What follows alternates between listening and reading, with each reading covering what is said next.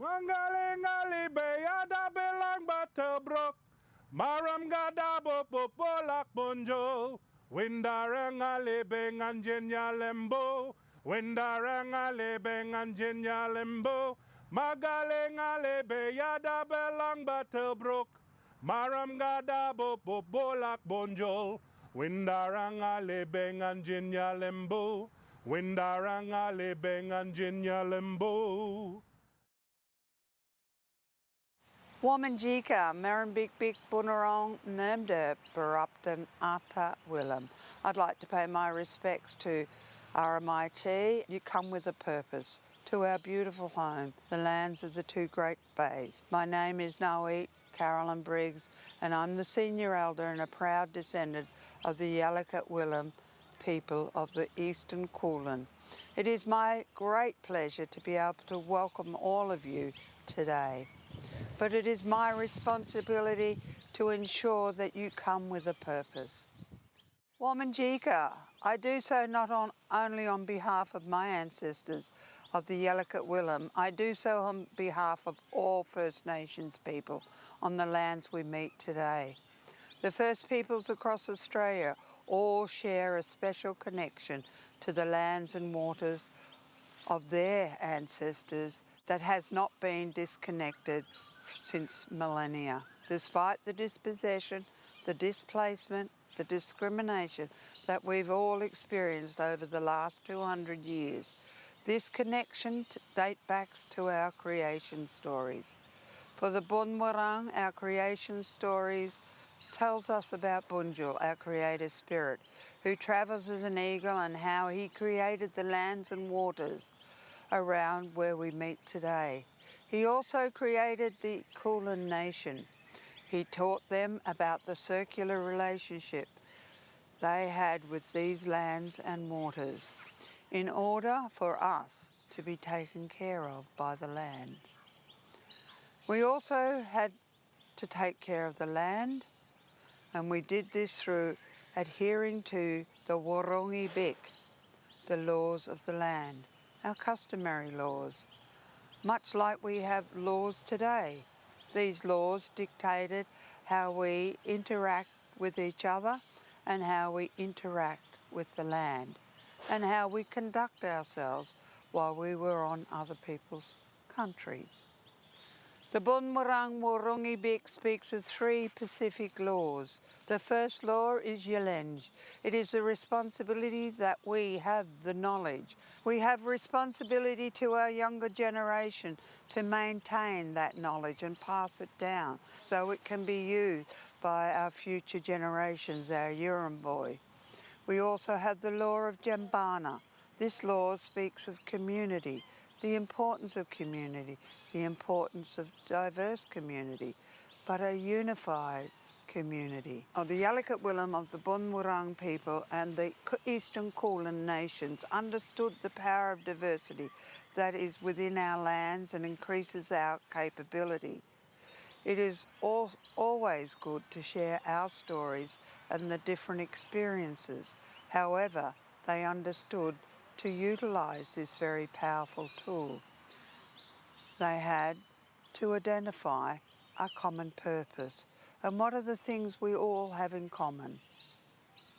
Finally, the last law is a connection to country. We might call it honouring sacred ground, paying respects to our past generations, to the people who took care of the land before us, and the people who lived and died on this land before we were here, paying respects to the stories and history of the lands in which we live today. We are very fortunate in this continent we now know as Australia to have 80,000 years of human history, and it is most important that we pay respects to that history, not only while we are at home or we're at work. If you adhere to these 3 Wurrungi Biks, I can say in the words of my ancestors, Womanjika, Merrimbik Bik, Bunurong, Nermderp, Barupton, Ata Willem, Nungujin. Malokomana mete moralek, yaling bunya, Windaring yaling bunya, windaring yaling bunya, windaring yaling bunya. Mangaling ali beyada bilang batu brook, maram gada bobo bolak bonjol, windarang ali benganjin yalembo, windarang ali benganjin yalembo.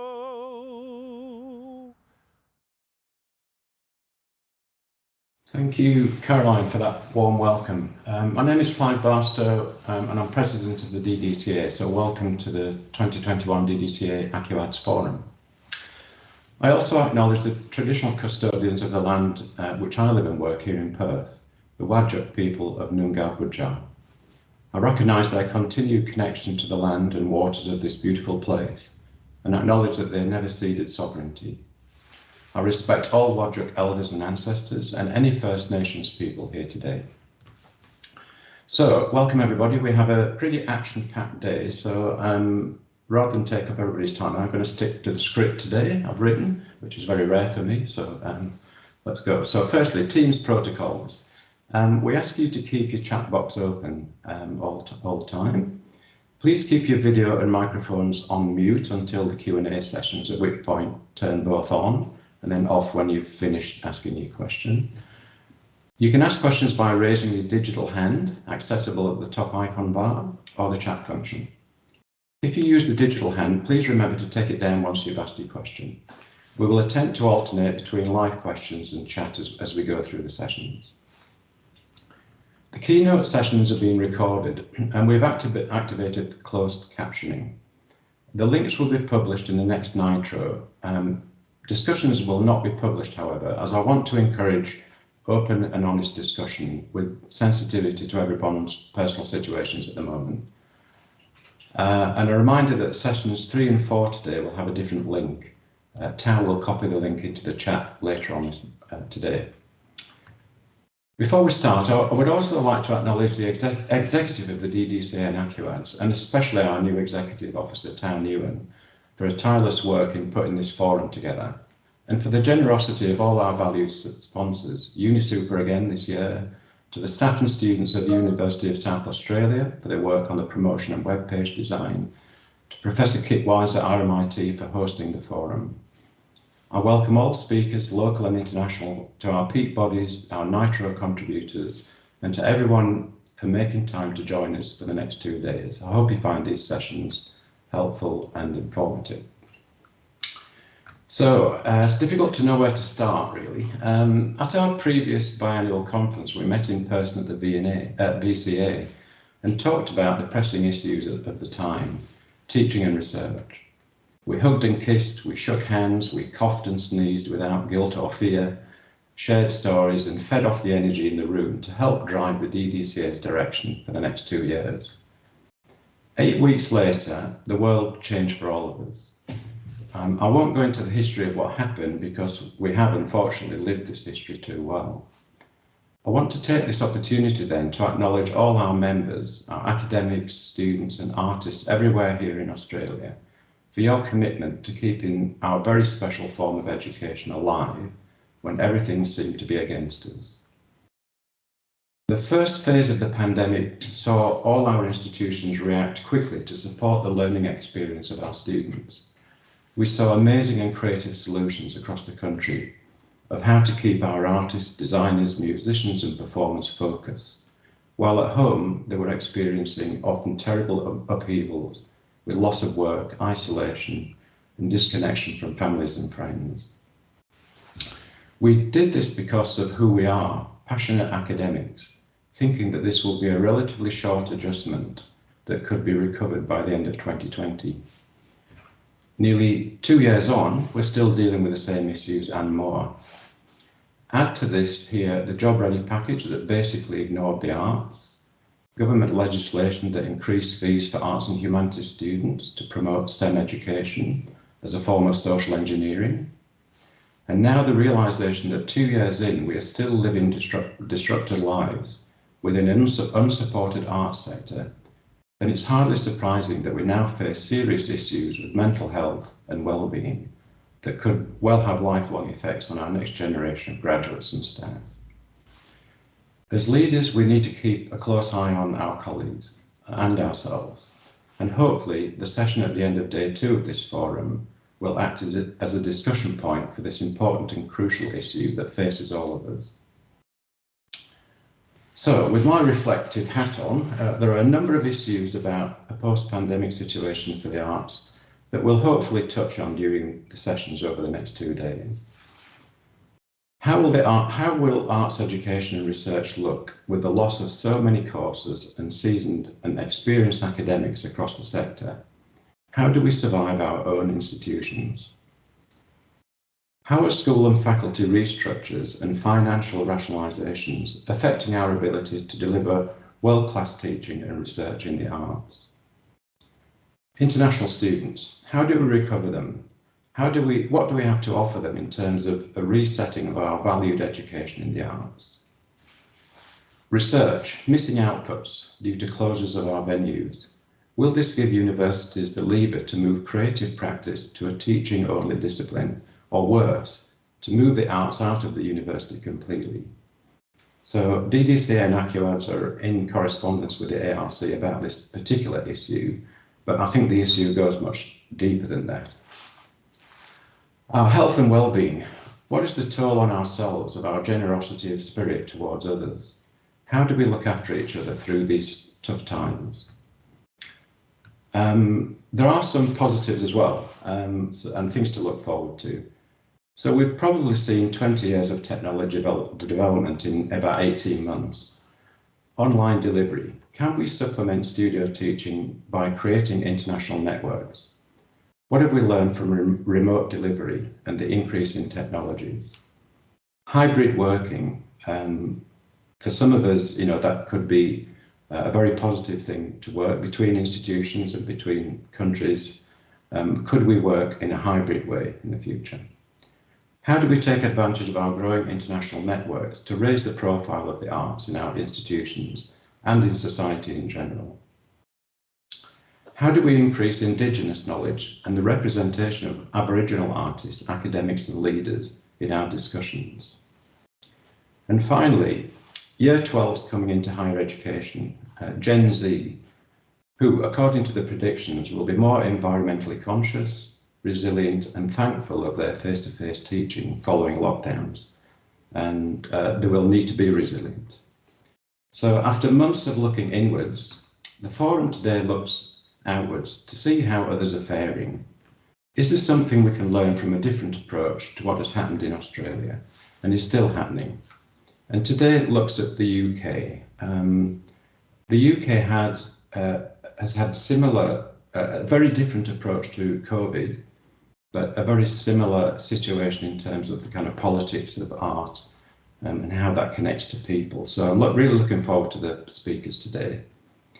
So on that note, I'd like now to hand over to Denise Del Favero and Kat Hope to introduce sessions 1 and 2. So welcome everybody.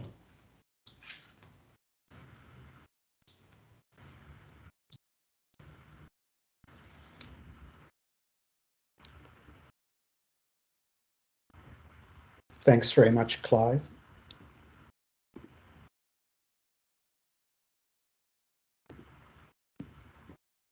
Thanks very much, Clive. Can you hear me? So I'm just waiting for Kat. Oh, I'm here. Hello, everyone. Okay, I think just go ahead.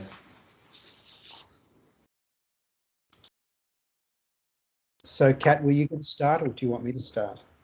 I'd like you to start, and I'll introduce David. How's that? Okay, that sounds great. So, welcome everyone, and I'm glad everyone could make it today. So, the session today is going to look at really similarities between what's happening in Australia and what's been happening in the UK. We're very fortunate today to have David McGravie from the College of Arts, Humanities and Education, University of Derby, and chair of UK New Artists, to talk about the situation in the UK. I'm just going to do a very brief 5-minute overview of trends here in Australia, using some of the key threads that came out of the Creative Arts Survey that we've just completed across the national schools and universities here in Australia. So I may just start with my presentation, and then I'll hand over to Kat, who will introduce David.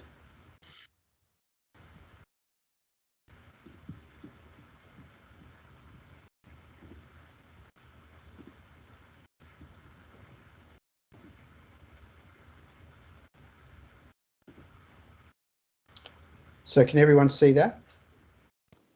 All good? Yes.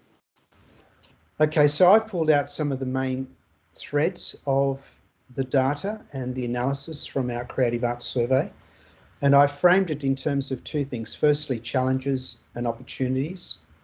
The challenges really encapsulate some of the issues that we have to deal with and that we have to overcome, certainly over the next 5 to 7 years.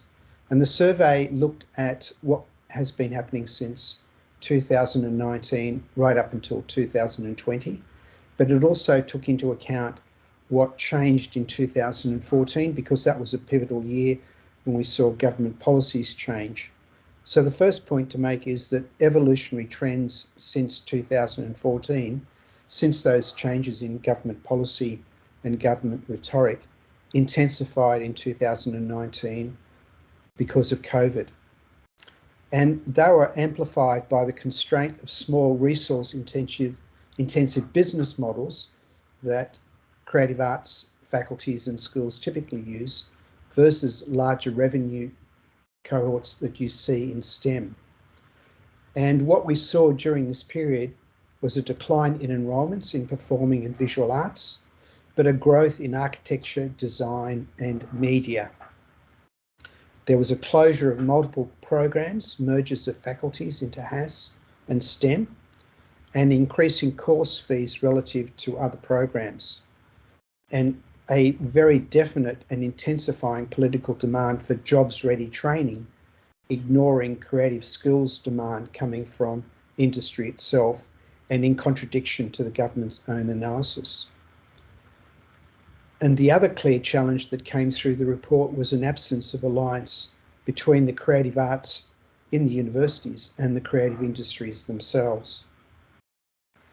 So this is a graph that doesn't show all the creative arts disciplines, but it gives you an indication of some of the clear trends. And this is from DDCA, and it charts enrolments from 2001 through to 2019. We don't have all the data to take this through to 2021, but certainly from the data we do have, those trends have continued. So there's a decline in performing arts, there's growth in graphic and design studies, a decline again or contraction in visual arts and crafts, and then other creative arts, and they're essentially creative media, they saw a growth as well.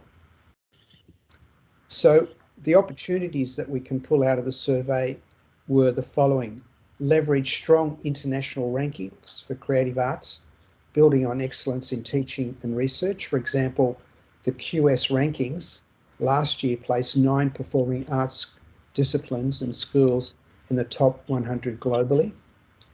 Enhance growth through programs that attract cross-faculty students and researchers, for example, moving image programs.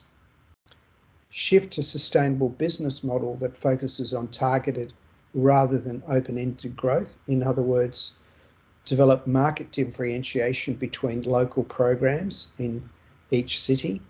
Invest in leading collaboration with STEM rather than being led by STEM, certainly in design, health, science and technology, where there already is an emerging synergy. Grow engagement between creative arts programs and industries. For example, embedded research and training programs in training and innovation precincts that are being set up in localities. And then look at building a formal alliance between university programs and industry to develop public support and investment in creative arts sector, leveraging the international high profile of Australian creatives. So that's it in a nutshell. and I'm sure that there'll be lots of opportunities for discussion in the next part of the session. Kat, I'll hand it over to you. Great, Dennis. Thank you so much. As Kim said in the chat, it is quite chilling to see what we suspected laid out so clearly in your graph there. But it's also great to see some suggestions for the things we can leverage in the future, and I think that might come up in the questions. But what I'm going to do now is hand over to David McGravie, and I'm going to introduce him.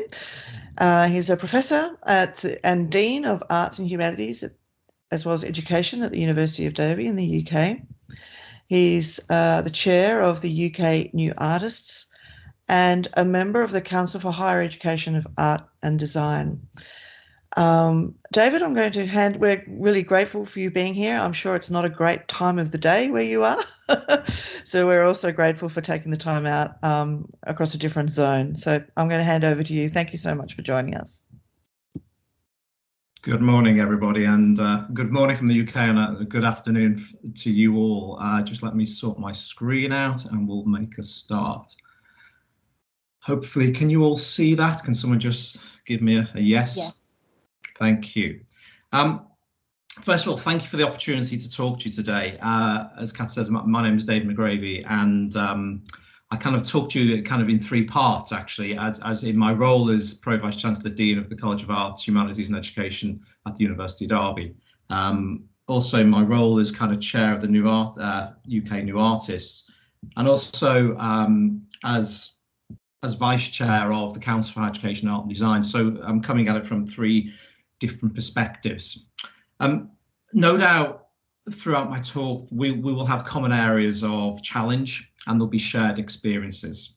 And we've clearly seen that from Dennis's analysis. And no doubt within that, there will be a number of successes or surprises that we can reflect upon and feel positive about. Throughout my talk, I'm not going to labour every single point. I'm going to try and pick out the highlights. I'm conscious of time and sticking to the schedule as we see fit. And also, I think I will kind of give you a brief introduction, just a little bit about some of the roles and representations I kind of represent today. So just a little bit about my university. The University of Derby is in the East Midlands. It's located close to Nottingham, because most people kind of know where Nottingham is. It's one of those post-92 universities. It was the birthplace of the Industrial Revolution. It was the first factory, which is a very interesting fact, and it still remains quite a technology-focused region. We have companies like Rolls-Royce, Bombardier, JCB, and also Toyota there. But I think importantly, just kind of moving on in terms of the two organisations that I kind of represent. As chair of UK New Artists, this is actually quite interestingly, it's a regional national organisation. It's an Arts Council funded organisation, and uniquely it involves 4 universities. It involves the Universities of Derby, Nottingham Trent University, De Montfort University, who are in Leicester, and also University of Lincoln. And we work together. We're in competition for students, but we actually work together, and that kind of makes the arrangement quite unique. It's very much for the common good of artists. And CHEAD is a sector association that has about 65 members, and it's very much about advocacy and influence, and shares the kind of same ambitions of your organisations. We try and kind of demonstrate impact and value of what we do, which is becoming increasingly challenged as we know, and we'll see throughout my talk and no doubt through the conference. I'm going to talk very much about kind of the UK's perspective in terms of COVID. I've structured it into 3 broad parts. I'm going to give you a bit of a background, which no doubt you'll have shared reflections and common areas of overlap in terms of the broad context there. I'll talk a little bit about the impact. I'm going to draw out 3 areas, kind of on impact on the academic, the research work that we do, and kind of our students. And then I'm going to kind of try and shift it slightly to slightly more positive reflections in terms of how we responded as a sector, as a university, some of the reflections about some of the behavioural challenges we saw, and then some of my own personal reflections in terms of my role as Dean and what I saw. And then there's a couple of kind of some questions I'm going to pose, which may well help things, just thoughts in terms of questions. But first, if I just give you a context in terms of the government view, in terms of the UK, of the creative industries, I think we've seen a significant policy shift in the UK in terms of their position and their perception of what we do as creative arts people. Very much from 2000 to 2010, I think the creative industries sector was seen very much part of the solution. We were spoken about in positive messages and communications. There was a lot of reflection in terms of, the value we offered, and in terms of the UK there, it's over 110 billion now, and that was last year's figures, and it was probably about 80 and 90 around about the 2010 period. So significant. Since 2010, not to make any kind of political assessments, but we had a change of government. I think their view changed. I think we were seen as no longer part of or regarded as the solution. There was increased criticism of the value of creative courses, and I think Dennis's view has just reflected that in terms of the Australian context. And also there's been challenge over fees, lots of perceptions and copy in the press about courses being low value, and clearly there's been very much similar to Australia, very much of kind of focus on the prioritisation of STEM at the expense of arts and humanities, which is concerning. In terms of the UK's government response to COVID, I think it's a fair assessment to say that they've been in crisis management mode. We saw a pace of change, requirements for universities almost kind of flip their kind of learning delivery on its head. There was almost, we were required to respond with very kind of unrealistic deadlines and timeframes. We've seen poor leadership in terms of the Department for Education in the UK. There was the debacle over GCSEs and A-levels, and there was frequency in terms of decision making that just changed almost on a daily basis. There was very much a misunderstanding of how easy it was to shift to online. There was very little recognition of the challenge, both to staff and students who were required to do that almost overnight, with limited infrastructure and limited recognition that actually lots of students, both at kind of all through the educational sectors, didn't have the technology to hand. I think we saw very much kind of unrealistic demands in that shift to online delivery, and I say right from primary schools through secondary schools, right through to kind of university. So it was a really, really challenging period for all staff concerned. I think in terms of I reflect on the University of Derby, I think clearly we were in receipt of the government's kind of crisis management mode. We had very little influence, we had very little control, very much on those decisions from March 2020 onwards. I think the control increased this year from probably March 21, when we actually returned to face-to-face teaching. We were allowed to do that, and we have students on campus and we're teaching them very much in the face-to-face mode now with some restrictions. I think in terms of our regulatory change within higher education institutions, Derby's no different. We basically changed and reviewed all our regulations and rules. We introduced no detriment policies, we put in safety net policies, and very much there was kind of student dissatisfaction across the sector, and to some extent a bit of kind of blame culture. I'm just going to draw out some of those things in a little bit more detail for you. Almost this is what they said and this is what we did in response. So from an academic point of view, I think academic staff felt very challenged. They weren't sure. We were asking them to change their pedagogy overnight. They didn't really have the technology to shift online. This was new to them. They were unclear how best to support their students. And there was kind of requirements of, ridiculous almost kind of turnaround times. So I think what we did, and I think we were no different from most institutions, we offered regular reassurance, we introduced regular touch points, we kind of introduced very much social interaction. We were very aware about the kind of impact on their mental health. There was considerable investment from the University of Derby to support online learning. We actually do run online learning as a separate entity, and so we had that kind of shared knowledge that we could kind of transfer across. Clearly, Our decision making had to be made at pace, and we had to create new facilities and meetings in order to support that. The key one was the academic task force, which was very much introduced overnight, and in the early days met daily, and sometimes over the weekend. We, as I said, we introduced and changed a lot of our systems, and we introduced and then developed a whole host of training resources and induction materials for staff and students to help them through the process. From research, our staff were equally concerned, and we had a ref submission in 21, which didn't really help. They were very much concerned about how would they develop their kind of research submissions and responses away from the physical resources that many of them relied on.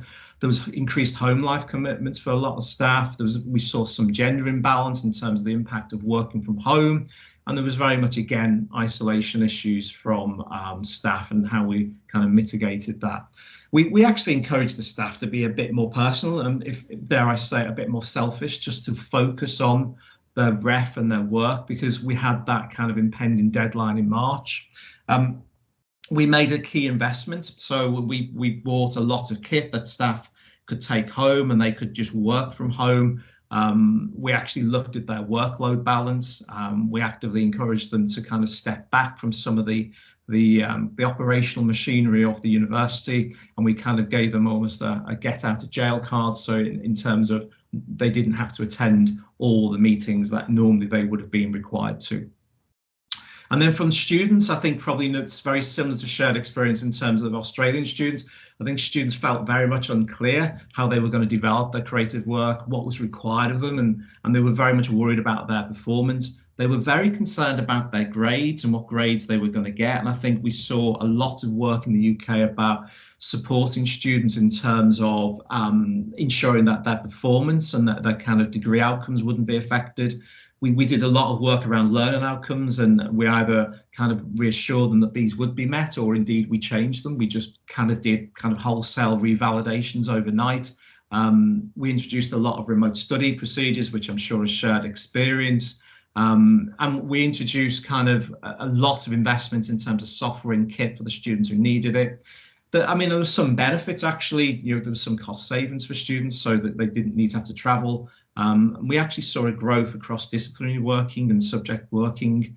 And we also introduced some pastoral kind of support as well through the personal college advisors and personal academic tutors. So they were new initiatives that came out of the pandemic as a reflection.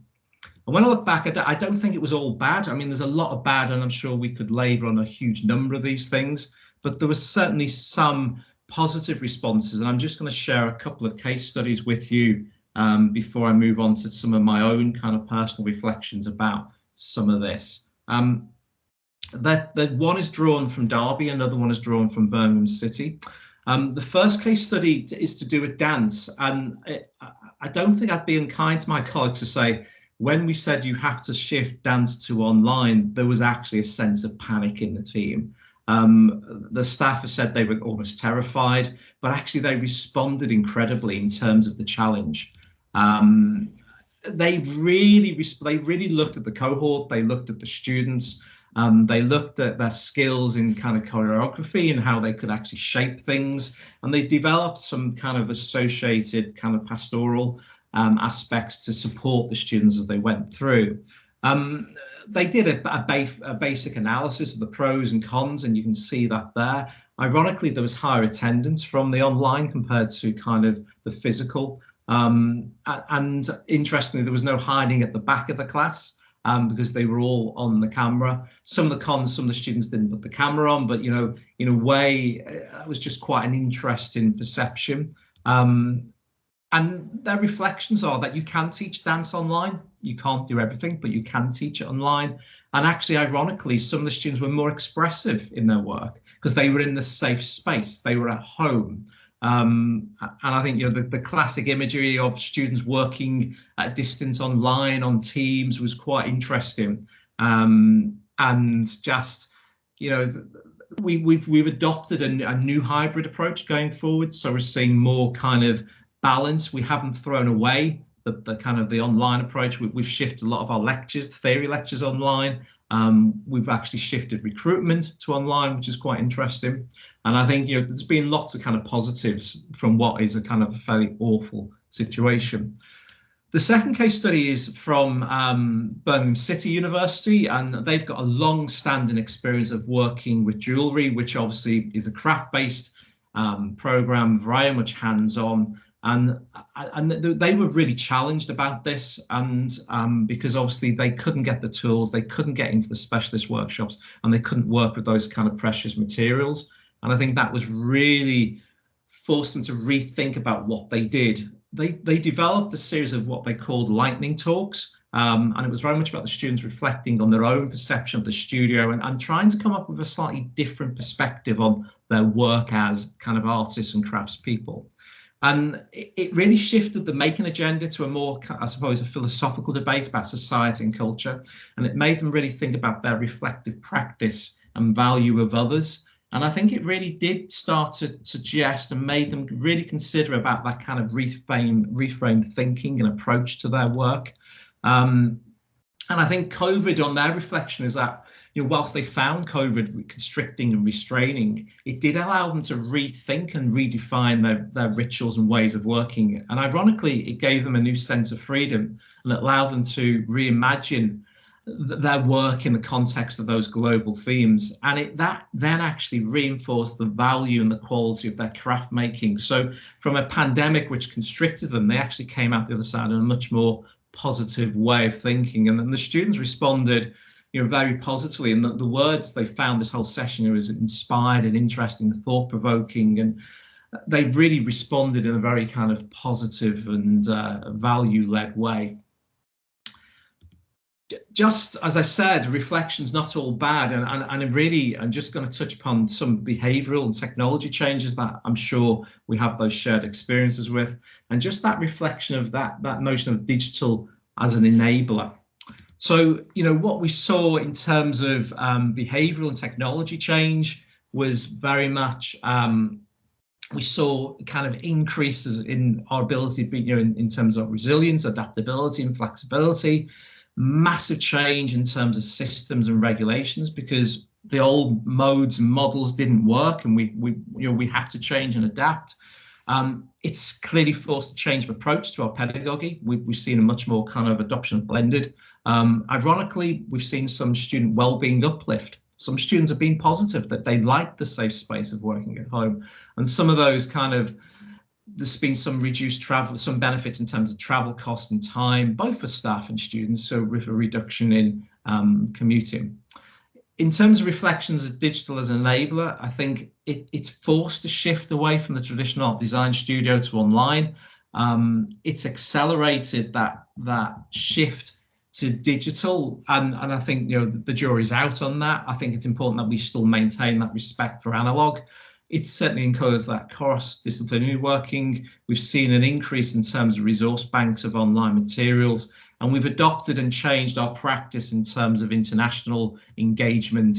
And we've certainly seen a benefit, certainly at the University of Derby, in terms of our induction and the materials and the extended period to induction. So, not all bad. And when I kind of reflect in my role as kind of Pro VC Dean, and just that notion of we returned to campus this year in March, it's certainly shaking things up. And I think it's clear to say it's transformed aspects of what we do. Whether they're positive or negative, I think that's yet to be determined. And I think we will look back in a few years' time to see the outcome of that. This clearly added to the uncertainty in the sector. And there is a real debate in the UK, probably shared debate in Australia, about the viability and value of creative industry courses, creative arts courses. We've seen the growth of the Russell Group at the expense of the arts and humanities sector, who often occupy that term, the post-92s. I think Derby performed very well, both financially, ironically, but also from a learning and teaching perspective. And I think that's very much a result of the decision-making we took and the steps and planning we put into place. We did have kind of UDOL, which was our kind of experience of online. So we had that experience and expertise to draw from. I think we made the right choices in terms of reviewing our regulations, and we took very, very prompt decisions. We didn't hold back. I mean, I actually liked the pace of change because I think there were things that needed to be changed, and COVID actually forced a change in the way we work. And I think, really just a reflection, in the face of the uncertainty, because I think there is real uncertainty in the sector, I think it's important that we do look to the future. We've got COP26 coming up and the opportunities in terms of that debate and dynamic. And I think, just kind of words about being positive, working together. And I think, that this is I welcome the opportunity to talk to you today, but I think it's equally important to be resilient, and we have to collectively work together to promote the value of the creative arts and creative industries, because we do appear to be slightly under attack at the moment, which is a real shame, because we all know the value and the impact and the benefits that we bring to our students, but also society and also the economy as a whole. And some of the yet unanswered questions, I'm just going to pose these, are, we've had lots of discussion about deficit, lots of discussion about the impact of mental health for staff and students, but I think there are some larger questions that, we do need to ponder in due course. This notion about, the art and design studio, is it a myth or is it a legend? Does it really have that value that we often think it does? And I think there's questions around that. I think there is value in it, but maybe we need to reframe and restate that. I think blended, which is a term I don't particularly like, but there you are. Does that create in itself new inequalities, perhaps in the way that often we might reflect that the studio does? And then there's a whole notion about blended delivery. Is it a positive in terms of, does it enhance the digital culture, so the culture of that working together, or does it deliver kind of a loss of community? But I think what I'd like to leave you is very much, I think we have to remain creative. I think we have to develop that positive attitude, because I genuinely believe, and I'm always trying to be a very positive person, that taking those two things together, we will overcome whatever governments throw at us and whatever the challenges we face in the future. So I'm going to pause there and stop there, and thank you for the opportunity to come along today, and I look forward to an interesting series of questions. Wonderful, David. Thank you so much for that presentation, and I think it was great to see these Denises and yours next to each other, and the comprehensive nature of yours, in particular the case studies. It's great to get specific examples, I think, when we're talking about what's changed. So what I'm going to do here, everyone, is I'm going to start by asking the questions we have in the chat. We've got 3, so I'll ask them on the behalf of the people who posted them. And then I'm going to open it up to the floor, if you like. Dennis, if you're okay with that approach, I think that's probably the way to go. And please use the hand function, or just say, I would like to ask a question in the chat, and Dennis and I will field those from you. So our first one we have here was from Kit, who was asking, you kind of answered this in your dance case study, but he's asking, what ways of working do you expect will continue as we exit COVID? And that's really from a perspective, a kind of staff perspective, because there's talk of campuses in New York that are reopening, but often ghost towns because people are working at home. So would you respond to that? I think it's a transition. I think so. We opened our doors back to students in a very controlled way in March. So and now we're in October and almost in November. So generally speaking, staff have been very positive about returning to campus. Students have been very positive. In fact, the induction in September, when we opened the doors, you wouldn't have thought there had been a pandemic, the number of students in spaces, which was somewhat of a concern, but that's just by the side. Some staff are concerned, some staff have caring responsibilities, but generally speaking, it's a slow burn. I think we've seen a positive shift from staff coming back to campus.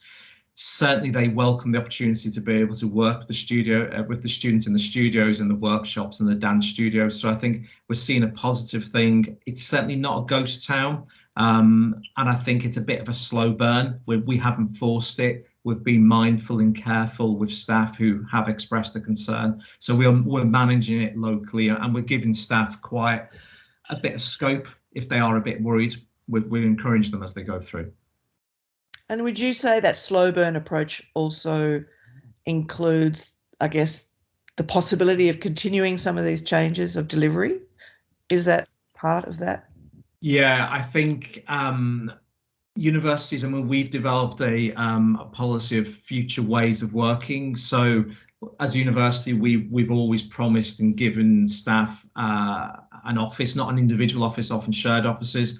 I think we're going to be going to much more hybrid working. So we've actually said to staff, typically your expectation will be 3 days on campus, and you can work 2 days a week at home if you so wish. This is, you have to agree this with your line manager.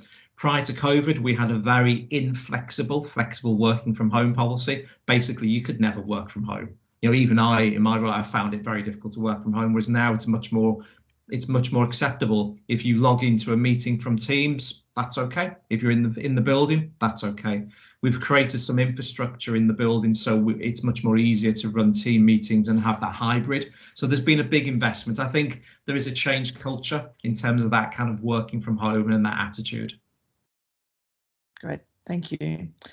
I have another question from David Cross, who asks about the double-edged sword nature of success, and using your dance cohort as an example. Are you concerned, or is there a sense that management might manipulate such successes to reduce live learning? Yeah, that's an interest. I mean, certainly from my position, no, I don't want to do that, because I absolutely value the kind of, if you want to call it the analog approach. I think there's real strength in that. I think ironically, I think there's a recognition that there's a real value. We're applied university, and I think the applied universities do value.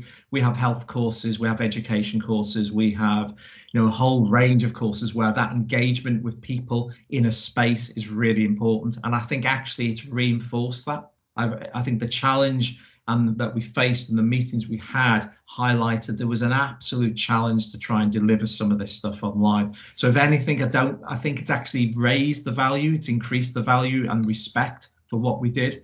I don't think it's a negative. Great. Denise is asking a question about the impact on your staff or disciplines. You know, was there a loss of staff or disciplines, and was there a need to have a fiscal response to assist the university, or did the structure and volume of staffing remain pretty stable? In 2020, actually, the University Derby ran a voluntary severance scheme, so we actually did see some staff leave. That was already in planning. That was already in process pre-COVID, so it was more a coincidence. The university didn't receive any financial help from the government, so there was no fiscal support from the government, and actually there was some cost savings to be made by not delivering, ironically, so in terms of service and cost, running building, security, etc. So in a way, we didn't see a significant challenge. I think the challenge potentially has come from reduced student enrollments this year, because we've seen as a sector the post-92s have suffered very much at the expense of the more traditional, the red brick, the Russell Group universities, who have expanded their numbers, and we've suffered slightly. Our enrollments for last year were actually above where we want, above our target, whereas this year they're slightly under. So I think we've seen the fiscal challenge from enrollments, but not actually from the operational running of the university. And I'd say that the staffing has remained stable. We do have controls, so staffing isn't a free rein. There is what in Derby it's called a vacancy management panel, which is a university committee that actually looks at all the managers' staffing, which is fairly commonplace in the UK now. And basically, I mean, you just have to make a business case, and as long as your business case is sound, they generally support it. So staffing has remained stable, and it's grown in places. We've made some investments in some early career academics and some early career researchers, which I think is really positive. And that some of that did come from, it's called Sure funding in the UK, and that did come from a government initiative. So that's been very welcome as well. Great. And one more from the chat before I open out to the floor, and I'm sure Dennis might have some questions too. And from Kim Cunio, asking about whether this change has its effect on notions of what research is and perceptions of career development for early career academics. So do you think these changes are changing what academics entering into academia thinking of what research can be, or do you think that that will be maintained, the status quo of research? I think inevitably it will probably develop a change and encourage a slightly changed approach for some. Say we've just made an investment in terms of some new early career researchers, and that was a very welcome kind of investment from the sure funding. I think staff who have been in universities for a while will continue working more or less in the same way. I think they may well draw on some of the opportunities of working in a changed way. I think what we've actually seen is probably research connections working outside and more external and across the world. We've seen the benefit of that because as working in this way has become commonplace. I think there's been real value and acceptance of new technology. And I think it will change potentially for possibly new academics to kind of shape things, simply because I think we will be in a slightly different place going inevitably. You know, we are going to take the learnings from COVID and it will adapt and change what we do as kind of cultural arts organizations and creative arts kind of academics. Right. So there's a question here from Kit again. Kat, would you like me to follow on with that one? So Kit asks, we had the double whammy of a change in student fee priorities with COVID downturn in enrolments. Have you seen changes in enrolment patterns from government policy? Yeah. Since about 2010, when we had a change of government in the UK, we had the Labour government that went out of the office in about 2010-11. They were developing a national curriculum that very much favoured creative thinking and creative practice, and very much using kind of creative thought as an enabler to students' learning. That was kind of dumped in about 2010, 2011, and we went back to a very much traditional approach to learning. And the expense of that and the impact of that was actually, we've seen a net reduction in the number of what you might just call creative arts courses in the general terms, whether that be art, design, drama, music, etc. The take up of those things at GCSE, which is at 16 qualification, or A levels at 18, has fallen drastically since then. So the number of students who take those subjects at secondary school is massively down. The impact of that is actually we are seeing falling enrolments across the sector, that they're holding up largely in some cases. And I think the kind of subject institutions which are there are a few notable players in the UK, seem to be holding their own. There are some very large universities that have kind of a large kind of intake of students. I think they've suffered, whereas I think the subject institutions have generally stood out from the more poly subject institutions like Derby and NTU and Birmingham City. So we are seeing a net reduction, and into the School of Art at University of Derby, we have seen a tapering off of the numbers. So they are kind of falling from where they are from 3 or 4 years ago, mainly because actually in some areas we overlap with the Russell Group universities. So we're kind of fishing from the same pond. And I think it's just because a lot of the students aren't, so we're having to think about our enrolment, what we look for in portfolios, because a lot of the students haven't taken the subject at secondary school. So we're looking from the work they've done at home. And I think STEM, equally, there is an absolute promotion of STEM in the UK. There's been some discussion around, we should add an A, it should be STEAM, adopt the American model. But I think that's almost tokenism. It's almost an afterthought, because I think for me, the real value is about, the creative and cultural arts as a sector. We are significant.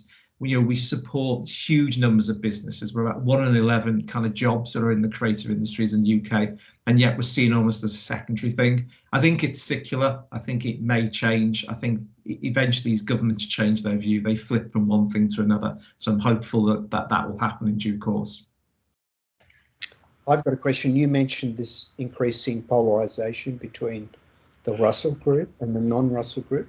Can you just describe that polarisation, what it means in terms of creative arts? So at one point, the Russell Group, which are typically the universities they are the universities that were in operation before the polytechnics were introduced in the UK in the 60s. So they're the long established universities, probably developed in the 1860s, 80s, etc. At one point, they didn't really do or run creative arts courses, but a number of them in recent years have actually developed and set up and established their own creative arts courses. They often offered art in its broadest sense, but they put in design courses and filmmaking courses. They have, reputation-wise, I suppose, as a sector, as an area, they have a better reputation than perhaps the polytechnics. And I think schools have actually encouraged lots of students to go to, and quite rightly, go to the best university that's got the best reputation. Although they may not be the best university to run those courses, they may not offer the best kind of experience on those courses. So there's a bit of a challenge there. So we are fishing in the same area, and certainly we see that in art. We absolutely see it in humanities, and ironically, the ex-polys, the post-92s like Derby is. We also see it in subjects like engineering, because actually a lot of universities also offer engineering courses. So we are being challenged quite extensively. And 2014, the context is we used to have what was called the student number control. So the numbers into universities were managed and controlled. And in 2014, the student number control was removed. And since that point, the Russell groups have expanded their numbers considerably. Thanks, David. We've got a final question here from David Cross. The collaboration between Derby and the three other regional universities seems like an interesting model. Can you tell us a bit more about how this works and across teaching and research? Yeah, it's University of Derby working with the Montfort University, Nottingham Trent University, and the University of Lincoln. It was established in about 2010, and I've been chair for about the last two or 3 years. It was an Arts Council. It's an Arts Council funded project, and it was a project. And essentially, what we did originally was very much about going into cities and running interventions. So we'd do city takeovers, and it was very much about encouraging students to develop their own practice and support for artists in their early days. It was originally called UK Young Artists, but we changed the term to New because we felt that it shouldn't be very much around age. We're starting to change how we change things. We're starting to reshape it in a particular way. So we're looking to become much more location based. So we're going to establish a location, an office or a function in each city. We're also then looking at the networks between those areas. At the moment, it's focused on the development support of young artists, but we are talking, and I kind of engage with my fellow deans at those institutions, and we are starting to talk about expertise and sharing staff expertise. So we're in the early days of that conversation. That's something that we've not done, but we are starting to talk about that. It is an interesting organisation because actually we directly do challenge each other, and we're in direct competition for students. But actually we come together because we believe it's for the common good of our students and kind of the development of artists. Thanks very much, David. I think we're at the end of that session, aren't we, Kat? I think we are. Thank you. Thank you so much, David, for really, concise presentation, and for everyone for their questions, and a warm reach out of gratitude from the DDCA for participating in our forum. We really appreciate it. I'm sure everyone else here joins me in thanking you. Hopefully, like as Clive says, hopefully you can stay for the future sessions as well that are coming up. And we're going to move seamlessly into session 2, which is a series of short 5-minute presentations. Clive, did you want to? Yeah, look, thanks, Kat. No, I just wanted to put this in because I just wanted to do a kind of catch up on what's happening across our sector, and the DDCA does represent all creative art forms. So sometimes we talk about some and not others. So I just wanted to try to represent the field, really. So I've asked leading people just to give us a 5-minute breakdown of what's happening in performing arts, what's happening in visual arts, to see if where the consistencies are and where the differences are. So that's the intent of this session. So Denise, if you'd like to go first. Okay. Thanks very much, David. That was really, really great to hear. my situation is quite different in terms of not being on the ground, as I'm a Emerita now, but I felt that this 5 minutes could have been a performance piece of 5 minutes, full of a sort of a poignant sort of a silence on the more dramatic effects of COVID on some institutions, and in memory of an earlier time in a small scale school in a small but a GO8 university. Instead, what I'd like to do in 5 minutes is identify the previous trends that I saw, I guess the state of play that I knew, and what I experienced on the ground when the university and middle management panicked in COVID early in 2020 and sought a quick fiscal solution to their significant troubles. So some of those trends at the time for the school where I worked were actually slightly different to some of the bigger data. So there was a recent upward turn of enrolments from waning numbers in visual arts that had been happening previously. There was the addition of an additional degree design in 2017 that had increased double degree enrolments, and that had helped that as well. But the 40% of the undergraduate cohort at that time, 40%, were taking diverse degree options, including cross-campus, double, flexible undergraduates, and the menus were hugely expanded. There was, we made a convincing business case around those burgeoning student numbers, you have to laugh now, and were awarded a $91.7 million capital works project. A new build and a refurb was announced, and that was huge public endorsement of art and design. So there were also substantial cross-disciplinary research projects, things that Dennis mentioned when he was suggesting sort of opportunities.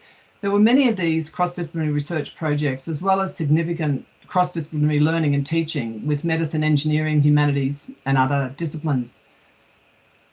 Cut to 2020 and COVID. The university spread really thin, actually, because they are a massive real estate mogul with massive capital works going on. But anyway, for whatever reason, a minor effect was international numbers and enrolments, but they needed salary savings. Now, how those salary savings are achieved is left to middle management. And the university's new budget framework, which was coming down the line, which was one of equity and transparency, was about to launch. Timing is everything, and that was put on hold. So cue what I think is the COVID, in this particular instance, which was the COVID opportunity. And I do not know how many of these opportunities occurred elsewhere across the country. I cannot know that. But from 12 schools in a management group, the visual arts subject, include craft here, contributed 95% of the salary savings for that management unit.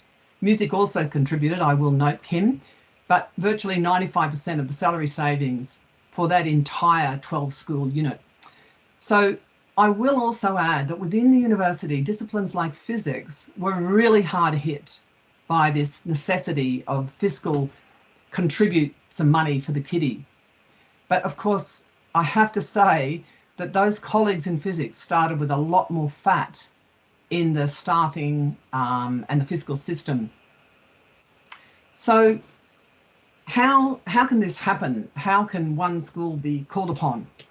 So if you are in any kind of deficit, which is, by the way, determined by a lecture hall stroke framework, that deficit was exactly the cost of the handful of technical officers operating studios, maintaining capital and equipment. So this minor cost, while we were still paying for services from the university, etc., it was a point of contention, cue the new funding framework. This minor cost, this deficit, was carried by agreement with the university. And in explicit recognition of different modes of learning and teaching.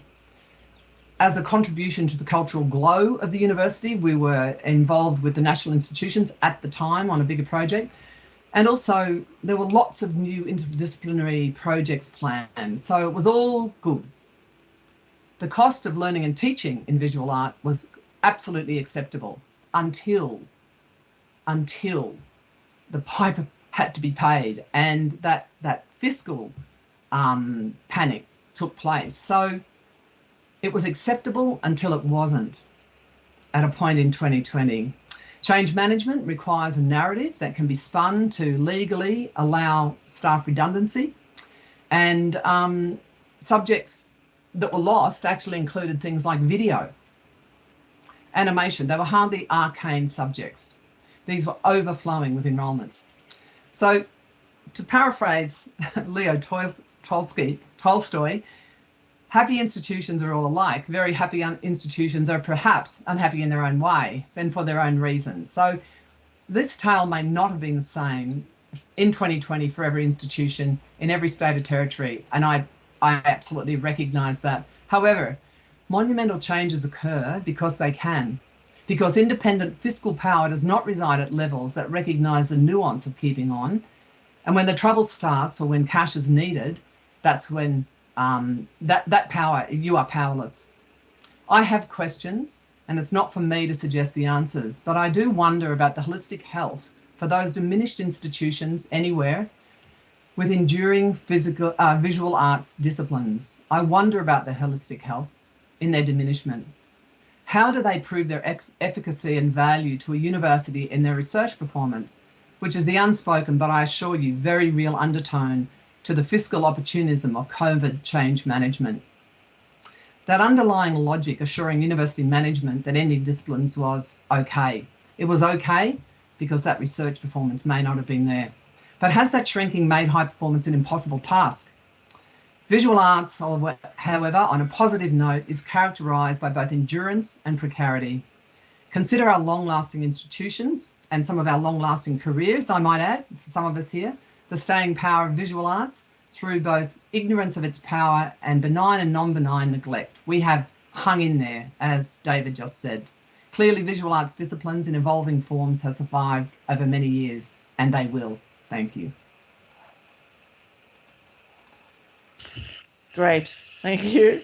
We're going to just move through these 5-minute presentations, and we're over to Katherine. Hello. Hello, I nearly started speaking without my mic turned on. So many in the design, art, architecture, communication and media sector view design as possibly the most amenable of our disciplines to pivoting online. This is in fact not true. Conducting research and leading the Design Honours program during the last 18 months at UNSW, of intermittent and sometimes extensive 4-month lockdowns, has shown me what's marvellous and, well, what is marvellous and what is detritus is we felt the effects of COVID throughout the field of design. So the marvellous. Kindness and generosity showed up in remote corners of the social platforms in which design researchers work. Double degree students in design excelled, and in the art and design exhibition curatorial space that I work in, it became easier to interview, discuss and share experiences while curating the Data Imaginary, an exhibition up in Brisbane from Sydney with practitioners in Germany, the UK, the US and distant parts of Australia, such as Tasmania. For designers, COVID lockdowns meant that working online and conducting practice-led research through co-design, design activism, speculative critical design and experimenting with materials, technologies and processes were all adapted to online platforms. Universities and peak bodies networking with industry organisations such as the Design Industry of Australia would continue to create a firm foundation for the future. As Zoe Vaness, Director of Education at Art and Design at my university, pointed out in her Nitro paper earlier this year, makers were sharply impacted by the move online. What we all also witnessed was the ingenuity of artisan designer makers who drew on the make-at-home cottage industry model and the wit and speed with which experimental practitioners in digital media adapted media materials as a method of inquiry, and I would venture developed alternative materials or identified ways they could work with traditional digital materials in new ways at scale. So the detritus, or, and sorry for this, but the shit show, involve social isolation that is shown as the widening gaps in Australia and around the world's so-called equitable society. While we as white-collar workers were lucky enough to work remotely from home, others weren't so lucky. Peers, colleagues and students in crowded accommodation, multi-generational families, people with caring responsibilities for young children, people needing medical care unrelated to COVID, people on the front line with essential services, and in Sydney largely living in the western suburbs, all faced a relentless daily grind. Internationally, the crisis saw large pools of funding pulled without warning. I'm thinking here of lead data design practitioners in Germany who saw their commercially funded experimental projects deleted without warning, and as they weren't archived, now lost forever. And here I'm talking about Benedict Gross's All Flights Lead to Rome. So the post-pandemic future, many of us engaged in design research are currently planning for a more sustainable, more equitable future that's worth living as more systems seem primed to break down. In those discussions, designers are making more urgent demands of the field and of each other. So these demands include an emphasis on the local as well as the international, an emphasis on planning now for global warming, particularly if you're in a bushfire or flood zone, new skills and collaborations that are meaningful rather than exploitative or merely lip service, sensitivity to difference and diversity, and last but not least, integrity. So that's it from design. Thank you. Okay, so next up is myself and Kim Cunio. Kim, are you there? Yeah, g'day there, Kat. And I think Kat's got some slides. Do you want to put the slides up and then we both have a chat? I will. Okay, let me see if I can get it working. Here we go. Can everyone see these? And I'm just gonna do that. Does that work? Yes. Thank you. Oh. So what I've done is just taken the headings we had for Professor McGravie's presentation and put them there. And Kim, I think you will support me when I say I would like to look at not just the challenges, but some positives that perhaps could come from this. I'll just start quickly in a couple of minutes. In terms of responses, how can we keep digital tools at work? And I think in music, we've been quite reluctant in the digital space other than the music technology area. So I do think there are tools that we can adopt, especially in performance, that enable us to work differently. But my main caution here is the question I think it was a Kit posed in our keynote, and that is, how do we fund differently, not remove funding? So if we're changing the way we work, how do we maintain at least a status quo for funding and not use that as a possibility for management to take it away? I think the big challenge moving forward is the impact on performance artistic research, and a really big challenge, I guess, particular for in Victoria, students who haven't performed publicly for 2 years. They haven't. They might have performed in their home, but they wouldn't have been in a concert hall, or maybe not even in a room with their teacher. In terms of the political rhetoric, it's come up a few times so far, but how do we reiterate our case for value in complex times? It's obvious that whatever we're doing, it's not working. Looking at Dennis's graph right at the beginning, and I do think we need to recalculate the case for value, and there's a few different ways I think we can do that. But looking to the future, we have definitely developed a deeper understanding of what performance pedagogy is, and I think David's dance example in some ways highlighted that. We understand what really does need to be done in person, but then we've also understood what the digital can do to complement that through a kind of rapid impact of digital literacy. And someone who's been in a lot of online network performances, these kind of things have been around for decades, but just never really adopted by the music sector. And I think that's going to change, but I do believe it's constantly going to be, I don't know, maybe slowed by the power of working in person and the skills that musicians develop through ensemble work that are very much in the room. Kim, did you want to add? Yeah, look, I'll add a few things and to say, Kat, thanks very much for bringing this up, because I think you've really hit the major points. What's come up is, for me, is there's a bit of a cultural divide between the sort of old elitist arts and the reality of the majority of people who do a music degree these days, which are people who are going to be working in a bedroom.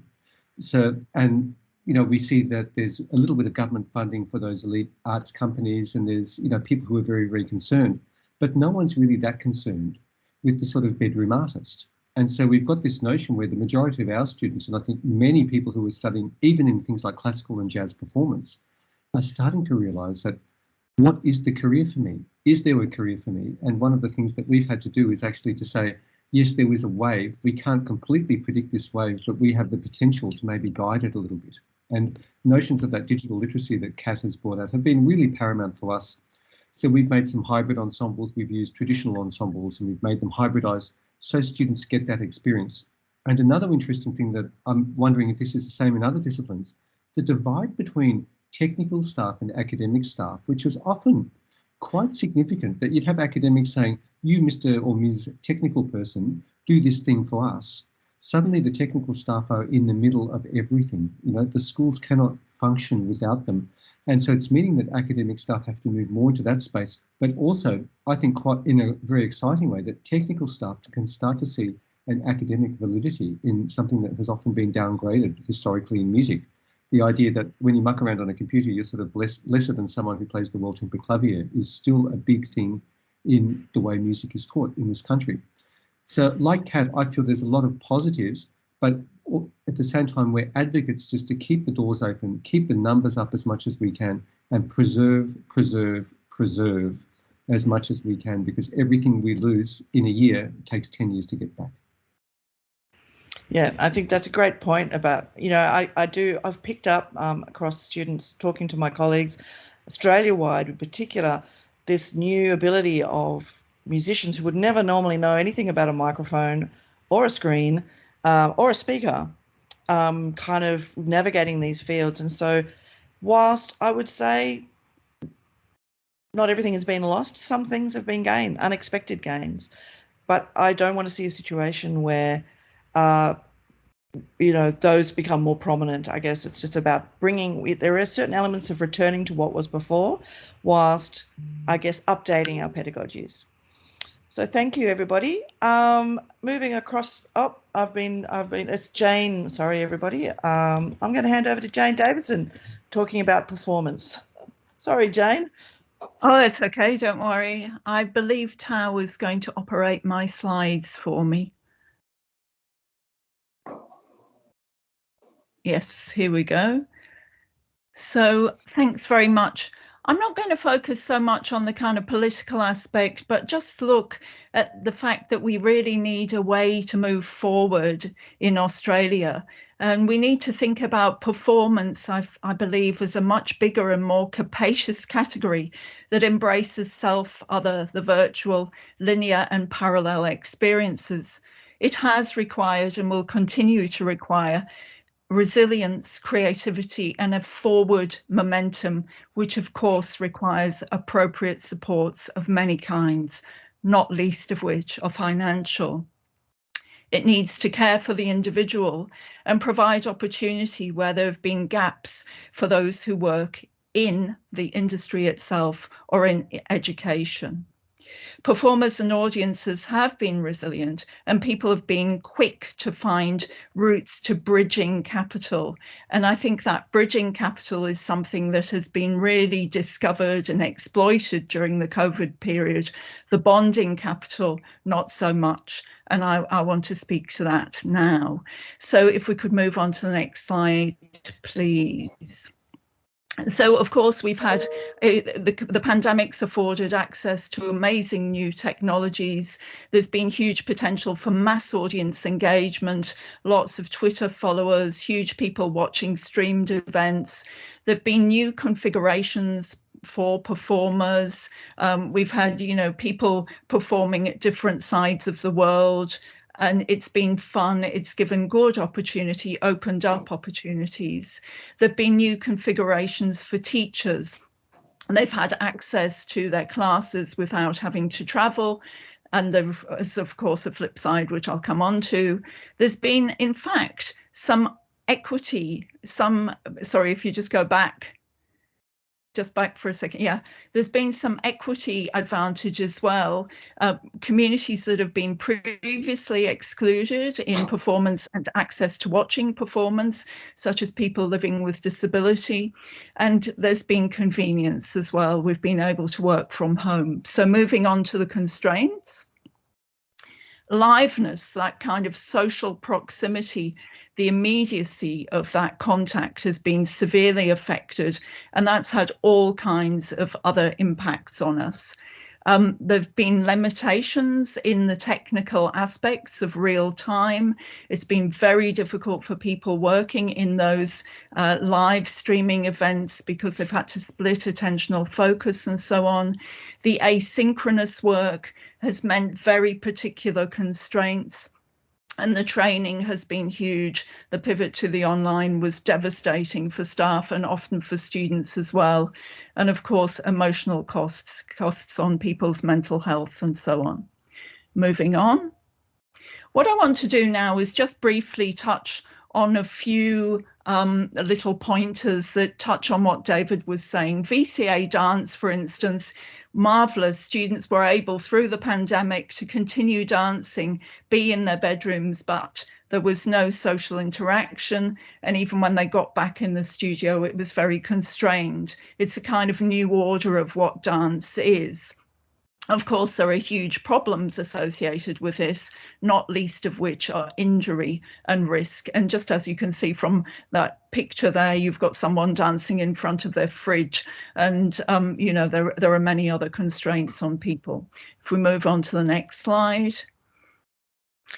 This is an asynchronous performance, a multi-arts performance that was developed across the period.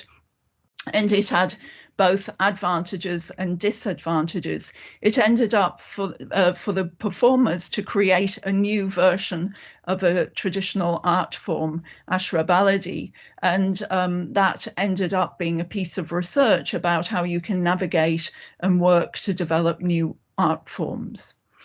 Moving on.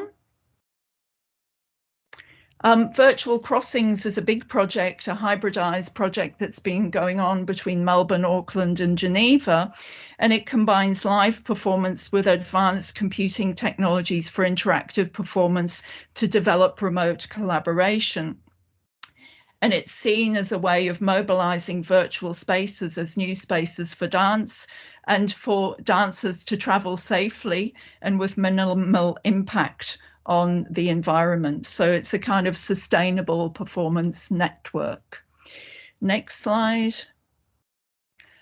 We've all been aware of the kind of sleight of hand of David Tennant and Michael Sheen's staged programs. We've been developing a whole series of performances in theatre and allied areas, as many schools have been, which again, open access, but have the disadvantage of not having this liveness, this bonded capital that people are really craving for. And penultimately, I realise I'm running out of time. Next slide. There's been work in opera where that's kind of changed the boundaries of what it is and transmuting between film and other mediated forms, which has been very useful. So to summarise, final slide. Performers become defined with respect to the interaction to multi-convergent and divergent trajectories they're on. And these are both asynchronous and in real time and have a whole plethora of aspects to them. And the performer identity and the teacher as well are in shifting states of flux. Audiences have been able, I would say, to increase their creative agency and become more open and ready to embrace multiple offers. And hopefully we'll be able to move that forward with the craving that people have for the lived experience to be there. We do need to find new routes to bond people together. We have to consider the pressures on mental health and finance and the terrible costs that there have been in that area in the sector. And we need to find appropriate opportunities to bond these face-to-face and online areas. So very much mirroring what David was saying in the keynote. Thank you. Wonderful, Jane. Thank you. Okay, Dennis, you're up. Kat, and thanks, Jane. So I'm going to touch on a few things that Jane was discussing, but I'm going to be looking at communications and media, which is really a hybrid or intersection between humanities and the creative arts. It's an unusual discipline area. So the challenges that it faced during this period was to maintain steady growth in enrolments despite international market dependencies, because it was, like design, the most dependent on international student numbers. For example, the current size as the largest creative arts discipline was often driven by non-domestic demand. There was a contraction of original creative arts faculties since 2000 and merger with HAS and STEM. Example, shift of creative media into humanities, which continues as a trend. There's been a growth in costs associated with program digital infrastructure. For example, prohibitive investment and maintenance of visualisation systems, leading to the closure of a number across universities in Australia. Student interest in applied media rather than purely creative media requires reformulation of media programs directly tied to job opportunities. And there's been an absorption of programs into larger faculties with greater student volume. For example, creative arts virtual reality with, say, 100 FSU has in one instance shifted into engineering VR with 1,000 FSU.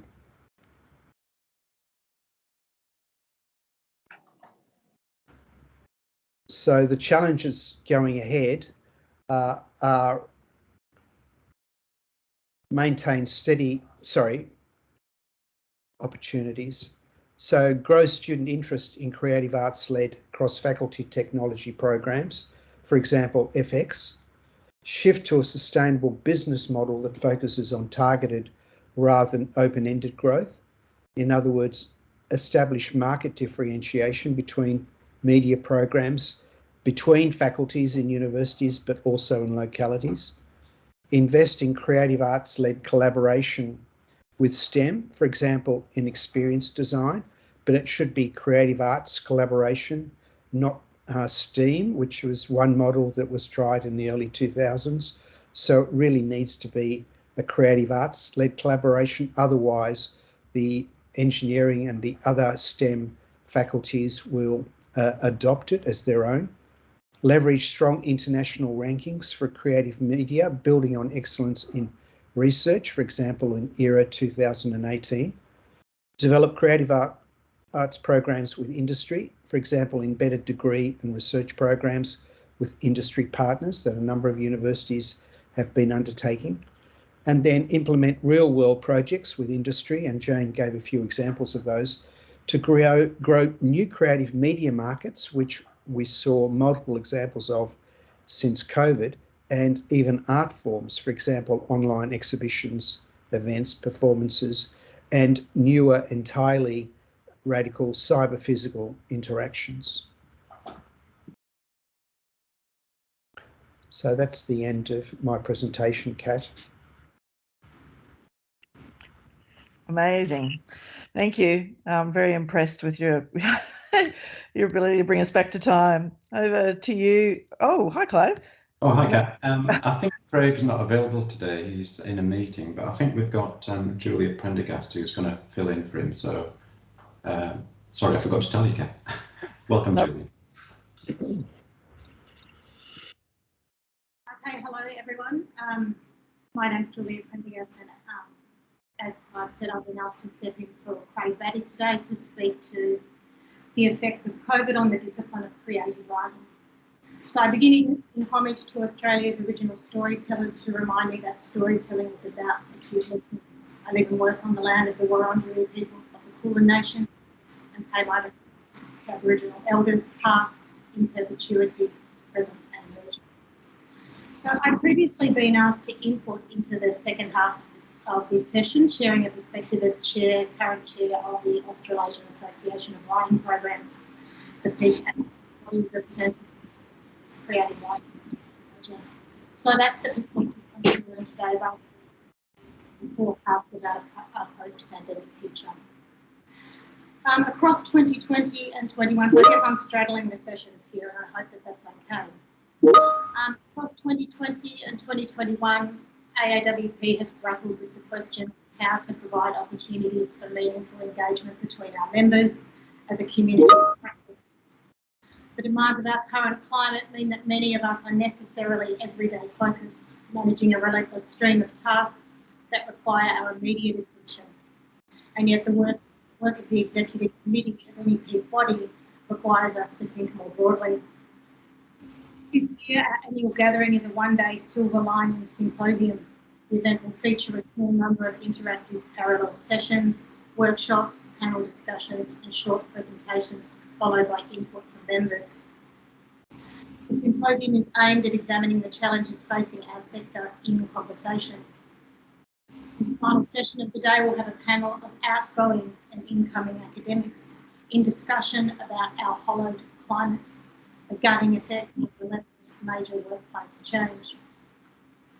Across the past week alone, I've had emails from colleagues from a range of institutions writing about processes of restructure and refresh and using an array of words.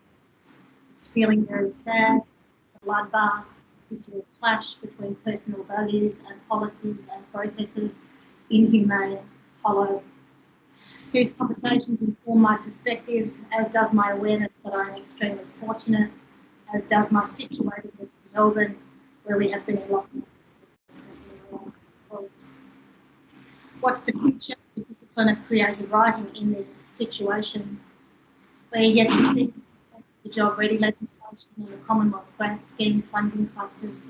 The potential impacts are complicated by the fact that creative arts offerings, particularly creative writing, the visual and performing arts, are delivered in vastly different formats across different disciplines with various departments.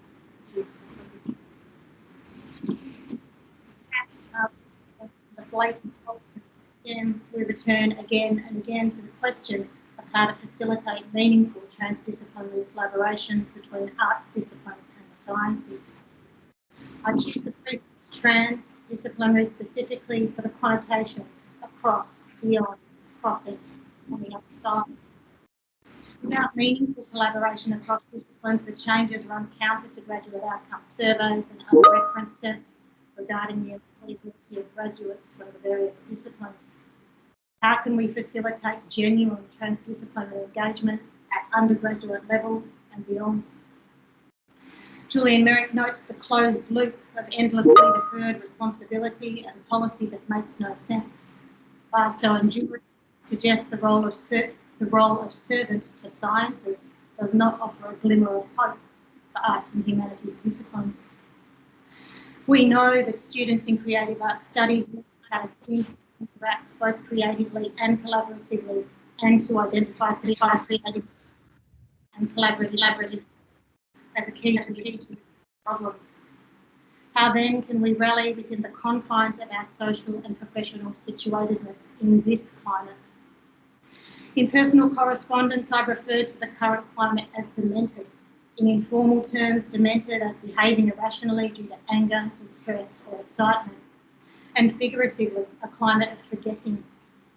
On the flip side, as the current chair of AAWP, I've had the privilege and pleasure of bearing witness to acts of remembering, to wild acts of making in a climate of hollowness and depletion. It reminds me of the importance of being present to each other in a world that feels out of time. In 2020 and 2021, we gathered the voices of the storytellers and the poets in 2 books, the Incompleteness books.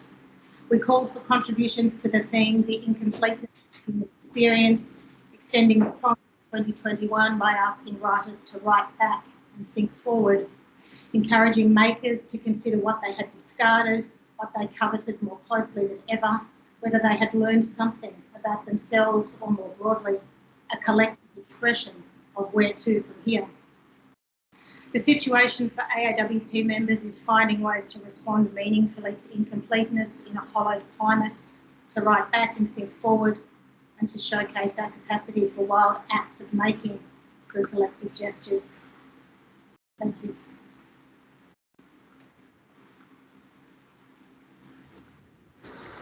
Thanks, Julia.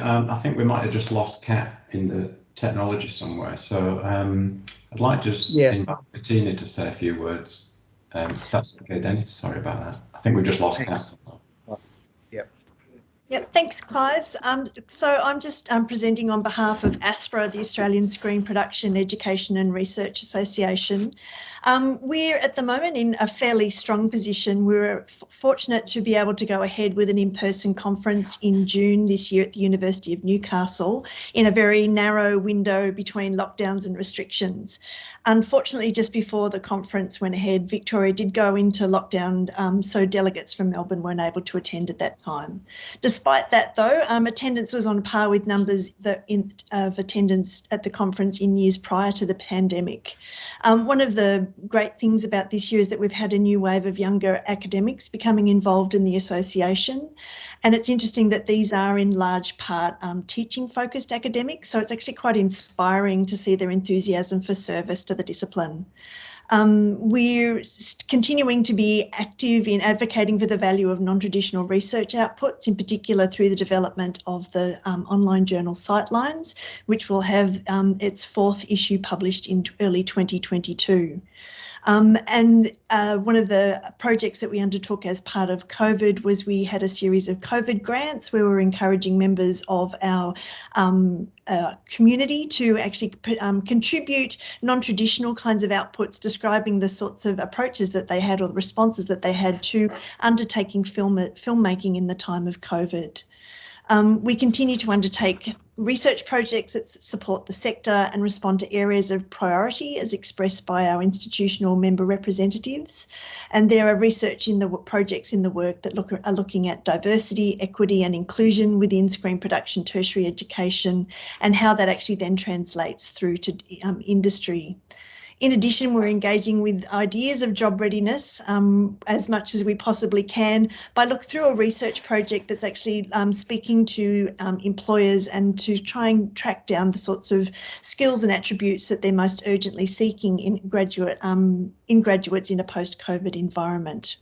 We're also putting considerable efforts into developing the scholarship of teaching and learning as it relates to screen production, with the intention of tapping into the expertise of our community and the depth of knowledge that's actually demonstrated within the discipline. In terms of the effects of COVID on the broad discipline of the screen production area, we've been teaching our local students online, we've been teaching our offshore students online. What this has highlighted has been issues of equity in terms of access to equipment to complete assessment tasks and learning activities. For example, in Sydney, during the latest lockdown, only one university in Sydney was able to keep their media equipment store open for students to access equipment during that period. So students have largely had to rely on using mobile phones or adopting other alternatives such as archival material or the new genre of Zoom films for production, particularly in 1st and 2nd year subjects. Melbourne colleagues have particularly seen impacts through the extended lockdowns that they've experienced, meaning that they've had to delay their capstone subjects. For many, they just got back on top of delivery of their 2020 subjects when Delta hit, and they once again have had to delay the delivery of those capstone in particular subjects. And many New South Wales screen production tertiary courses have also had to delay the delivery of their capstone subjects in response to student feedback of wanting to be able to make the films that they had imagined for their final projects. There's also been a really big loss in terms of mid-career academics through redundancies and voluntary separations in the last year. And these academic colleagues have tended to be replaced by fixed-term teaching-only academics coming in to fill the gaps. This has an impact on the sorts of diversity around research and the number of people that are willing to be involved in service areas as participation in the association. There's also been an impact in terms of our community of the hours that are required on the part of academics to sustain teaching quality under these circumstances, and that's had an ongoing impact on research outputs. The restrictions have impacted in-person collaborations, and the Job Ready push is seeing an increase in our need to argue for our relevance within the university more broadly.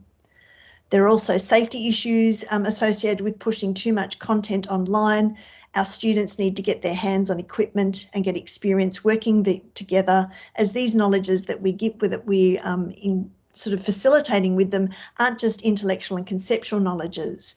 They're a combination of physical embodied knowledges, along with developing aesthetic judgment, understanding the field, project management and so on, alongside those intellectual and conceptual ideas. So in a post-pandemic future, we're looking at new technologies being fast-tracked to cope with the reality of post-pandemic production, and the sector is working to keep pace with these. Technologies such as virtual production require significant infrastructure and upskilling of staff.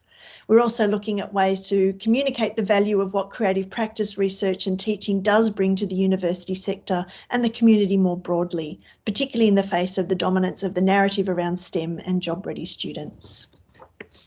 Thank you. Thanks very much, Bettina. That was very insightful and prescient. Do you think we can move to questions now from everyone? So we've got 15 minutes, I believe, just a bit over. So we can either have questions in the chat or questions live. I just wonder, Dennis, if there are any other peak bodies online, if they want to say anything while we have the chance and the time. Absolutely. Clive. Clive. Sure. Hi, Paul. Or Dennis. Just any chance for a few minutes just to say greetings from the UK and to contribute. Absolutely. Thank you. Yeah, great to see everybody. It's early morning here, a benighted autumn, and a sort of strange benighted country where I think we're in a deep sort of denial at the moment, pretending with kind of stiff, British stiff upper lip that nothing's really happening. So it's really good to be hearing so much of what's going on in Australia, where I worked with Kate and many of you for 6 years and left in Jan 2020. And 45 days into my job as VC, had to close the campus. But I represent UKNA, which is a subject association, much like DDCA and ACUADS. It represents a great many of the art, design, media, performance, conservatoire organisations in the UK, and I've been talking to Clive and to Kit about forming an alliance, an affiliation where we can co-brand and we can open up opportunities between our organisations and yours. So I'll follow that up after this conference. A couple of points really, just to fill in as much as I can say about the UK position. There was a major budget announcement yesterday, and as always, the UK tend to look to Australia to see what they've been doing in terms of differential fees, to do with research quality frameworks, etc. No conversation at the moment's emerged about and a decision about differential fees. And that's slightly concerning for our sector, as you can imagine. So we're all on tenterhooks again. We think there might be more consideration of loan repayments, much closer to the Australian and New Zealand model. But there is a $300 billion hole in the finances here. So who knows where they're going to go to get to fill it. The arts sector, if I speak more broadly from my colleagues across the country, I think listening to so many of the observations, they ring so true. And as I wrote in the chat, you have proved remarkably kind of resilient. The ingenuity of our staff around the world and the students has been extraordinary, very moving at times. But we also know there is exhaustion. My staff have come back for the new academic year, having spent a great deal of the summer trying to recover from an extraordinary time. Three things to say, Chair. One is that, like you, there has been a strong digital divide. We call it a digital debt, but it actually is a digital divide that falls across many different kind of lines. The first one is around the physical software, where students are accessing, as someone wrote in the chat, their mobile technologies are not adequate. They just have proved inferior. But what's interesting is in the UK, a lot of universities are actually abandoning the lecture theatre. In one university, I know they've actually destroyed the lecture theatres and said, we're never going to go back to this again.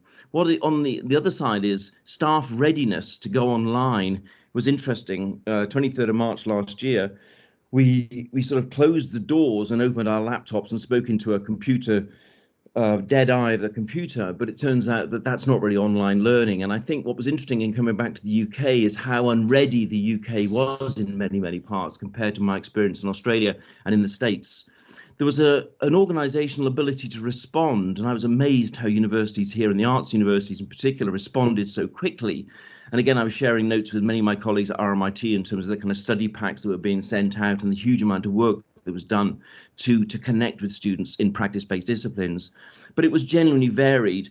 And it also, I think, reduced our ability to respond to some of the big social issues that are facing us today, whether it is the equality agenda, the Black Lives Matter movement, or at the moment so pressing is COP26 and the SDGs. And many of us tried. I built a whole new curriculum into the year, into our first year, around those big themes. The other big issues for us, Chair, was communications, both challenges and opportunities. On the plus side, I was working with one of the big symphony orchestras who found that their streaming and approach to streaming of live events, even though there was no audience, introduced a business model they had not been able to see before. And as the chief exec said, I wish we'd done this 20 years ago. I also, like many of us, were able to chair events where you could bring colleagues from all over the world. So I was chairing an event with directors from the Tate, directors from New York, all over the world. It was really quite impressive to give that kind of virtual gathering online. It's not perfect, but it did introduce a whole new dimension, which in the UK, unlike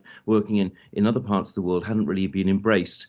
I think the other aspect, and I can see colleagues here that I work with around industry partnered learning, I think some of our HE and our VE responses were faster than the industries we were working with. Our digital innovation was actually faster, and the way we were working with our students, never easy, often exhausting, but I think we were ahead of the curve when it came to working with our industries. I think communications finally from government were very confusing. I met the minister several times, which is actually not as easy in the UK as it is in other parts of the world, and did implore her that we were safe on campus, we were contagion free, and our students needed to be physically alongside their places of making. And finally, the bouncing back agenda, bouncing back's an interesting kind of word. In the UK, everyone thinks it's going to return to some sort of normality. There have been huge regional variations in terms of the arts sector that I represent. Numbers are booming, which is quite interesting. So I've taken the largest intake ever into Arts University Bournemouth, which shows that the demand is there. The demography is rising in terms of our student number, audience and market. But the social skills of students are actually impaired, almost stunted in some places, so a lot of managing. And I think Julia's phrase around demented environments, I think there's a very powerful sense out there that a great deal of social skills have to be kind of relearned, both for staff and students. Staff illness is very much on my mind at the moment. And then student reaction, finally, to having to stay, say, 25% online. My second year students have had a year of what they consider to be academic deprivation, now realise that 20% of their time will be online, and the pushback from that is palpable, and we've had to manage that one. So a very mixed picture. We're not out of the woods yet by a long straw. There's something to be gained from it, but I've learned a lot from listening today and also from my experience in Australia, and I value the interaction. I hope we can formalise that through UKDIA, DDCA and ACUADS. So thank you very much. Thanks very much, Paul. That was a really invaluable contribution, particularly with your highlighting of student experience and then new student demand. That's very interesting. So shall we open up now to general questions? We've got 10 minutes for questions from everyone involved. They can either go into the chat or you can ask them directly. Kim, did you want to talk a little bit about peak body? If there's no other questions, I'd just love to bring that up as something for us to think about. And I know, Clive, we have talked about this some time ago, is that we have a bit of a deficit in music at the moment. We had, I think it was probably about 2012 to 2014, we had a peak body called Nachmus, which Vanessa and Kat will remember, and many other colleagues. And and yet it faded away, and we haven't really had the opportunity to bring together, you know, essentially all our music schools. And it seems like this is a very important time for music schools. And I wanted to really formally welcome Vanessa Tomlinson, who I think is a real leader in this space. And it seems like with a bit of work with the DDCA, it might be something I'd like us to think about trying to reach for next year, to try and get, you know, whatever we call the peak body for music to come again, and then be able to sort of have that alongside ACUADS. So I don't want to take time for, you know, questions on Paul's thing. I just wanted to raise it as something to think about maybe and discuss tomorrow, and also welcome Vanessa, because I think we just had such an incredible presentation from Paul. So. Thanks, Kim. Are there any follow-ups to Kim's point or to any of the presentations? I'd like to jump in, Dennis. I would just say, in response to you, Kim, as you know, music person, and Vanessa and other Jane and other music people here, I think in some ways NACTMUS is evidence that music struggles to come together. It burnt out because actually some of the things that came up in the presentations about different social stratas and privileging certain forms of music over others, G8, the equivalent of the Russell Group, over other universities. These were all problems in NACTMUS, and I was a member in there for a long time and saw it dissolve. And I think my colleague Margaret Barrett from Monash, head of School of Monash, is here too, can testify to that. So I'm wondering, at this point, given the pressure in the performing arts sector and the broader creative arts sector, would it not be better to come together into a more powerful group, and something I'm going to be talking about later this afternoon, that you know, brings together all concerns, because I think there are common threads across all the creative arts, performance, visual, design, film, writing, you know, that we are stronger together at this point under so much political pressure. I'm interested to hear what others think too. I think Jenny has a hand up, although I can't see it.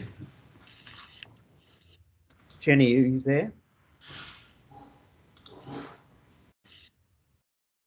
Jenny? In a very dark place. Might be an accidental hand.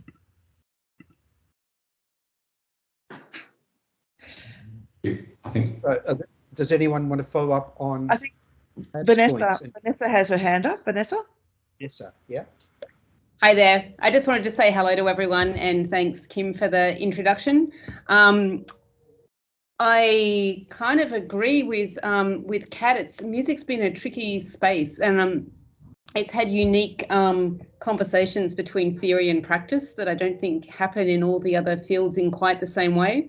And my new role is actually directing a creative arts research institute. So it's bringing together all the creative arts, and that's actually been really healthy for music at Griffith, coming into more conversations with the visual arts and film in particular. So I'm really excited about the conversation later today in this area. I don't know that I can be there, so I just wanted to say hello and give a quick endorsement to that. That's all. Thank you. Thanks, Vanessa. Are there any other questions or comments? I think Jenny's having problems, but she wanted to ask the UK people if Brexit is affecting anything. I don't know if we've still got the UK people on board, actually. But, I don't think we have. I think Paul's gone. Paul's gone. Yeah, I'm still here, Clive. Brexit, in terms of the what was the UK EU market. So we used to take a significant number of students from the wider EU. We can no longer do that. They're now classed as international students. So previously those students could obtain a student loan from the UK government. They no longer can. So actually it hasn't had, and probably typically I'd think probably 20% of our students were from the wider EU. So yeah, it has affected us, certainly in terms of recruitment point of view. It's unclear about research. It's unclear. There's some transitional measures come into play, but I think it's likely to have it's probably not going to be a positive development.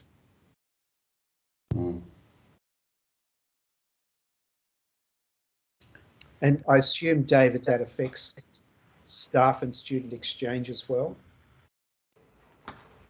It does. So we're no longer a part of the Erasmus scheme. The UK government we've got a tutoring scheme, which is at the moment it's only, unless I don't think I've heard anything otherwise, it's a 1-year funded scheme. I think there is the suggestion there is a commitment that will carry on.